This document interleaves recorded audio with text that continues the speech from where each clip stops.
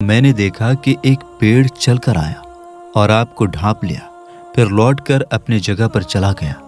High guys, welcome back to my channel, this is Reactopedia. اور آج ہم ایک ایسا ویڈیو دیکھیں گے جہاں پہ ایک بھائی نے آپ صلی اللہ علیہ وسلم کے جو معجزے ہیں، جو میریکلز ہیں، ان کو کولیٹ کر کے ایک ویڈیو بنایا ہے۔ تو یوں تو ہم آپ صلی اللہ علیہ وسلم کے بہت سارے معجزوں کے بارے میں جانتے ہیں، جس میں سے ایک چاند کے 2 ٹکڑے کر دینا، اور آج جو ہم ویڈیو دیکھنے والے ہیں اس میں کچھ ایسے معجزات بھی ہیں جو شاید ہم نے سنے ہیں یا ہم نے شاید نہیں سنے ہیں۔ So yes, without wasting any further time, let's get into the video and see کہ اس ویڈیو کے اندر آپ صلی اللہ علیہ وسلم کے کن کن معجزات کا ذکر کیا گیا ہے۔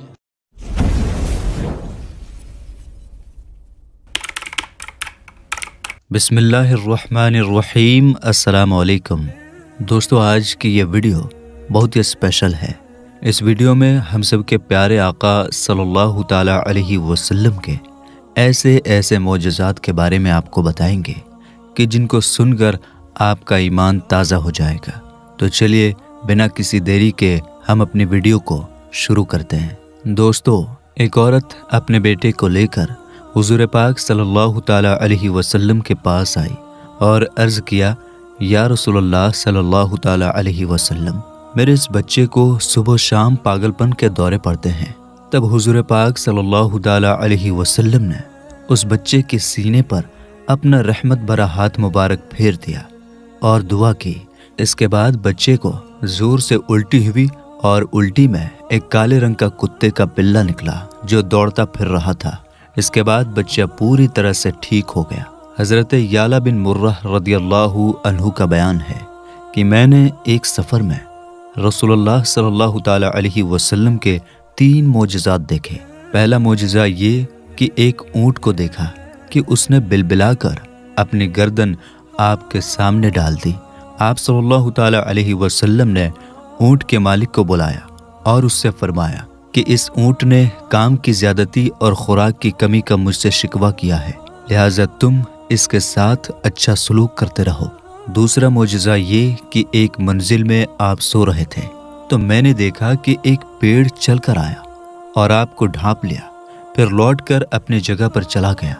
جب آپ بیدار ہوئے اور میں نے آپ سے اس کا ذکر کیا تو آپ صلی اللہ تعالیٰ علیہ وسلم نے فرمایا کہ اس پیڑ نے اپنے رب سے اجازت طلب کی تھی کہ وہ مجھے سلام کرے، تو خدا نے اس کو اجازت دے دی اور وہ میرے سلام کے لیے آیا تھا۔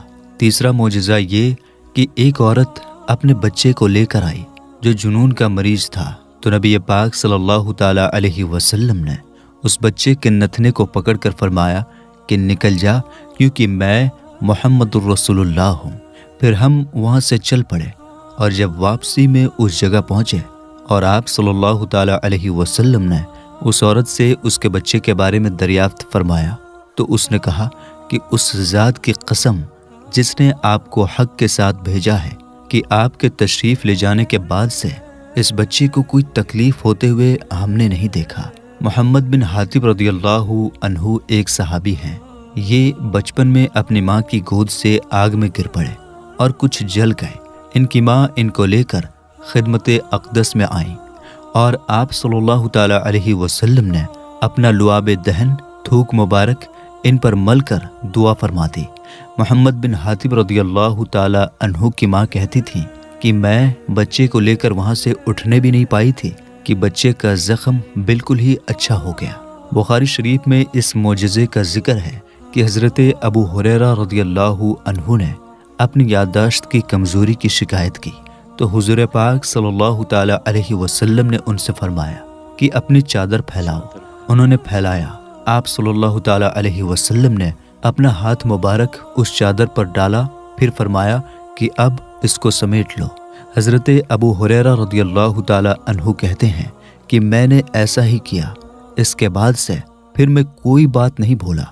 حضور پاک صلی اللہ تعالیٰ علیہ وسلم کے معجزات میں سے ایک آپ کی دعاؤں کی مقبولیت بھی ہے۔ جب بھی کوئی مشکل حالات ہوتا یا کسی ضرورت کا وقت آتا، آپ صلی اللہ تعالیٰ علیہ وسلم اللہ سے مدد مانگتے۔ ہر بار اللہ تعالیٰ نے آپ کی دعاؤں کو قبول فرمایا اور آپ کی دعاؤں سے ایسی چیزیں ہوئیں جو امید کے بالکل خلاف اور حیران کرنے والی ہوتی. ان چیزوں کو صرف معجزہ ہی کہا جا سکتا ہے. جب کفار قریش نے حضور پاک صلی اللہ تعالیٰ علیہ وسلم اور آپ کے اصحاب رضی اللہ تعالیٰ عنہم یعنی ساتھیوں پر بہت ظلم ڈھانے شروع کر دیے جو سہن کرنا مشکل ہو گیا، تو آپ صلی اللہ تعالیٰ علیہ وسلم نے ان برے لوگوں کی سختی کا علاج کرنے کے لیے ان کے خلاف اکال یعنی قحط کی دعا فرما دی. چنانچہ اللہ تعالیٰ نے ان لوگوں پر ایسا سخت اکال قحط کا عذاب بھیجا کہ مکہ کے لوگ بڑی مشکل میں پھنس گئے. وہ بھوک سے اتنے پریشان ہو گئے کہ مردہ جانوروں کی ہڈیاں اور سوکھے چمڑے ابال کر کھانے لگے. آخرکار ان کے پاس کوئی اور راستہ نہیں بچا تو انہوں نے رحمت للعالمین صلی اللہ تعالیٰ علیہ وسلم کی رحمت بری بارگاہ کا دروازہ کھٹکھٹایا اور اپنی پریشانی بیان کی. ابو سفیان جو اس وقت بھی کافر تھے کچھ قریش کے سرداروں کو ساتھ لے کر آپ صلی اللہ تعالیٰ علیہ وسلم کے پاس آئے اور گڑ گڑا کر کہنے لگے، اے محمد صلی اللہ تعالیٰ علیہ وسلم، تمہاری قوم برباد ہو گئی. اللہ سے دعا کریں کہ یہ اکال قحط کا عذاب ٹل جائے. آپ صلی اللہ تعالیٰ علیہ وسلم کو ان کی حالت پر رحم آ گیا. آپ نے دعا کے لیے ہاتھ اٹھائے. آپ کی دعا فوراً قبول ہو گئی اور اتنی تیز بارش ہوئی کہ پورا عرب سیلاب ہو گیا اور مکہ والوں کو اکال کے عذاب سے نجات مل گئی. ایک بار حضور پاک صلی اللہ تعالیٰ علیہ وسلم کعبہ شریف کے آنگن میں نماز پڑھ رہے تھے. تبھی قریش کے کچھ سرکش کافروں نے آپ کی نماز کے دوران آپ کی مقدس گردن پر ایک اونٹ کی اوجھڑی لا کر ڈال دی اور زور زور سے ہنسنے لگے. وہ اتنے ہنسے کہ ایک دوسرے پر گرنے لگے. حضرت فاطمہ رضی اللہ تعالی عنہا آئیں اور اس اوجھڑی کو آپ کی پیٹھ مبارک سے ہٹایا. جب آپ نے سجدے سے سر اٹھایا تو ان برے لوگوں کا نام لے کر یہ دعا کی، یا اللہ تو ان سب کو اپنی گرفت میں پکڑ لے. اللہ تعالیٰ نے آپ کی دعا قبول کی اور یہ سبھی بدر کی جنگ میں ذلت بے عزتی کے ساتھ مارے گئے اور ہلاک ہو گئے. پہلے مدینے کی آب و ہوا اچھی نہ تھی، وہاں قسم قسم کی بیماریوں کا اثر تھا. چنانچہ ہجرت کے بعد اکثر مہاجرین بیمار پڑ گئے اور بیماری کی حالت میں اپنے وطن مکے کو یاد کر کے پردرد لہجے میں اشعار پڑھا کرتے تھے. آپ صلی اللہ تعالیٰ علیہ وسلم نے ان لوگوں کا یہ حال دیکھ کر یہ دعا فرمائی کہ الہی مدینے کو بھی ہمارے لیے ویسا ہی محبوب کر دے جیسا کہ مکہ محبوب ہے، بلکہ اس سے بھی زیادہ محبوب بنا دے. الہی ہمارے سا اور مد میں برکت دے اور مدینے کو ہمارے لیے صحت بخش بنا دے اور یہاں کے بخار کو جحفہ میں منتقل کر دے. آپ صلی اللہ تعالیٰ علیہ وسلم کی دعا حرف بہ حرف مقبول ہوئی اور مہاجرین کو شہر مدینہ سے ایسی الفت اور والہانہ محبت ہو گئی کہ وہی حضرت ابو بکر و حضرت بلال رضی اللہ عنہما جو چند روز پہلے مدینہ کی بیماریوں سے گھبرا اٹھے تھے اور اپنے مکہ کی یاد میں خون رلانے والے اشعار گایا کرتے تھے، اب مدینے کے ایسے عاشق بن گئے کہ پھر کبھی بھول کر مکہ کی سکونت کا نام نہیں لیا. اور حضور پاک صلی اللہ تعالیٰ علیہ وسلم کو اللہ تعالیٰ نے خواب میں یہ دکھلا دیا کہ مدینے کی بیماریاں مدینے سے دفع ہو گئیں اور مدینے کی آب و ہوا صحت بخش ہو گئی. ایک دن حضور پاک صلی اللہ تعالیٰ علیہ وسلم حضرت بی بی ام حرام رضی اللہ عنہا کے گھر میں کھانا کھانے کے بعد آرام فرما رہے تھے. اچانک آپ ہنستے ہوئے نیند سے جاگے. حضرت بی بی ام حرام رضی اللہ عنہا نے ہنسنے کی وجہ دریافت کی تو آپ نے فرمایا، میری امت کے مجاہدین کا ایک گروہ میرے سامنے پیش کیا گیا جو جہاد کی غرض سے دریا میں کشتیوں پر اس طرح بیٹھا ہوا سفر کرے گا جس طرح بادشاہ تخت پر بیٹھے رہا کرتے ہیں. یہ سن کر بی بی ام حرام نے درخواست کی کہ یا رسول اللہ صلی اللہ تعالیٰ علیہ وسلم دعا کر دیجئے کہ میں بھی ان مجاہدین کے گروہ میں شامل رہوں. آپ صلی اللہ تعالیٰ علیہ وسلم نے ان کے لیے دعا فرما دی.